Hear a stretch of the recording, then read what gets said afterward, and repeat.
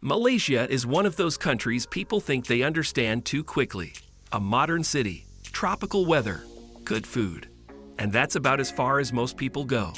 But once you actually travel through it, you realize Malaysia feels like several different destinations in one. And that's what makes it so easy to underestimate.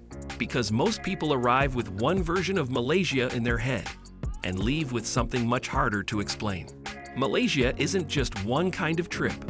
It's a mix of futuristic city life, island beaches, rainforest landscapes, mountain air, and cultures that all shape the country in different ways.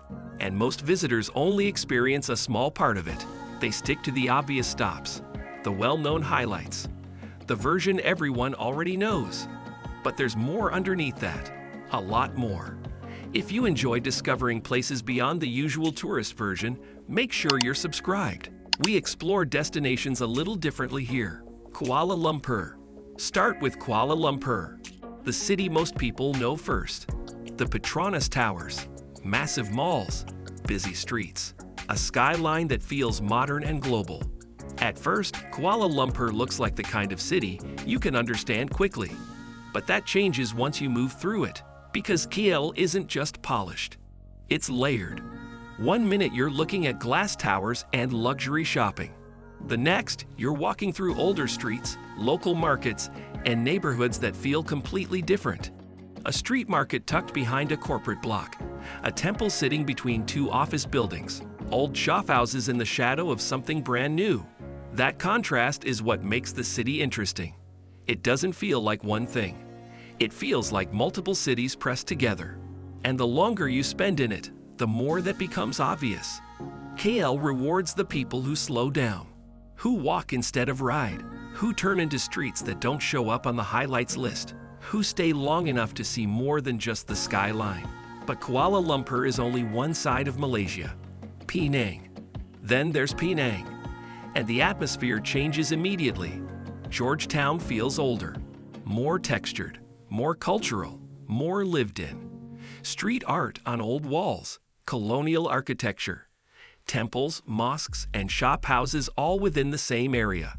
This is where Malaysia starts to feel more personal. And for a lot of travelers, this is where the country becomes memorable. Because Penang isn't just about what you see. It's about how it feels. Walkable, layered, full of details. You notice things here that move too fast to catch in a bigger city. A family eating outside their shop. An old man playing chess under a ceiling fan. Incense from a doorway you almost walked past. Penang has that quality of making you feel like you found something. Even when thousands of people come here every year, it still manages to feel like a discovery. And then there's the food, which changes everything. Because if there's one thing Malaysia does exceptionally well, it's food. Food culture. Malaysia's food scene is one of the biggest reasons people fall in love with the country. And what makes it stand out is the mix. Malay, Chinese, and Indian influences all showing up in one meal, one market, one street. Nasi lemak, char kway teow, roti canai, satay, laksa. Each one carrying the weight of an entire culinary tradition. Each one telling you something about how this country was built. And some of the best food doesn't come from expensive places. It comes from hawker stalls, food courts, and street-side tables filled with locals. Places that have been doing the same thing for decades. Same recipe, same table, same loyal customers. That's what surprises people. Malaysia doesn't just have good food. It has a food culture that feels essential to daily life. Food is where people meet, where they take their time, where conversations happen. It's not just fuel, it's community. And that gives the whole country a different energy, an ease, a warmth, a reason to slow down and stay a little longer. Quick question. If you visited Malaysia, what would pull you in the most? The city, the food, or the islands? Let me know in the comments. But Malaysia isn't just cities and food. Langkawi, island side. Then you head toward the coast. And Malaysia changes again. Langkawi brings a completely different pace. Beaches, warm water, island views, a more relaxed rhythm. This is the version of Malaysia many people don't expect after seeing Kuala Lumpur. Less pressure, more space, more time. The kind of place where the day moves slowly, where you stop checking your phone, where a meal stretches out for 2 hours and it doesn't feel like too long. And the thing about Langkawi is how easy it is to reach. You're not flying across the world to find this.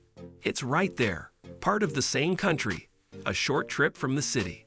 That contrast matters, because in a short trip, Malaysia can go from modern skyline to island escape without feeling disconnected. It all still feels like part of the same country, just a different mood, a different version of the same place. And then there's another side of Malaysia that feels even more unexpected. Cameron Highlands' cooler side. Then you go inland, hop into the hills, and suddenly Malaysia doesn't feel tropical in the same way anymore. The Cameron Highlands are cooler, greener, and quieter.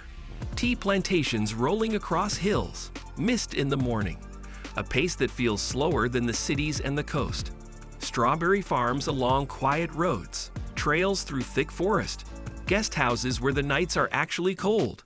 This is one of the biggest surprises in Malaysia, because people come expecting heat and humidity everywhere, and then they find this, a part of the country that feels softer, calmer, and almost removed from the tropical image people usually have. It resets you. After a few days in a busy city, coming up here feels like stepping into a completely different country. And that's part of what makes Malaysia interesting to move through. The transitions feel real, not manufactured, not forced, just different, genuinely different, from one place to the next. But even that isn't the wildest contrast Malaysia has. Borneo, rainforest, and wildlife. Then there's Malaysian Borneo. And this is where everything changes again. Rainforest, rivers, wildlife, dense green landscapes that feel huge and untamed. This is the side of Malaysia that feels most adventurous. Orangutans, jungle lodges, boat rides through thick forest, sounds at night that remind you exactly where you are. And the scale of it is hard to prepare for, because the rainforest in Borneo isn't a day trip. It's a world, ancient, dense, completely on its own terms. Some of the oldest rainforest on the planet is here. Trees that have been standing longer than most cities. Rivers that take you deep into landscapes most people have never seen and most people never will. It doesn't feel anything like Kuala Lumpur. And that's exactly the point. Malaysia can feel urban and modern in one moment, and deeply natural in the next. That range is one of its biggest strengths, and one of the reasons it's so hard to sum up quickly. So what actually makes Malaysia so different? It's the contrast. Modern cities, historic streets, street food culture, island escapes, cool highlands, rainforest landscapes. All inside one country that many people think they already understand after seeing a few photos online. But once you actually move through it, you realize Malaysia isn't just convenient or affordable. It's varied, in a way that very few countries actually are. Most places have one identity, one version of themselves they present to visitors. Malaysia has several, and none of them cancel each other out. They all coexist, they all feel real. They all feel like the same country, just seen from a different angle. That's what makes it easy to go back, and easy to feel like you haven't finished yet. Because no matter how much you see, there's always another version of Malaysia you haven't reached. And that's why Malaysia isn't just what you expect.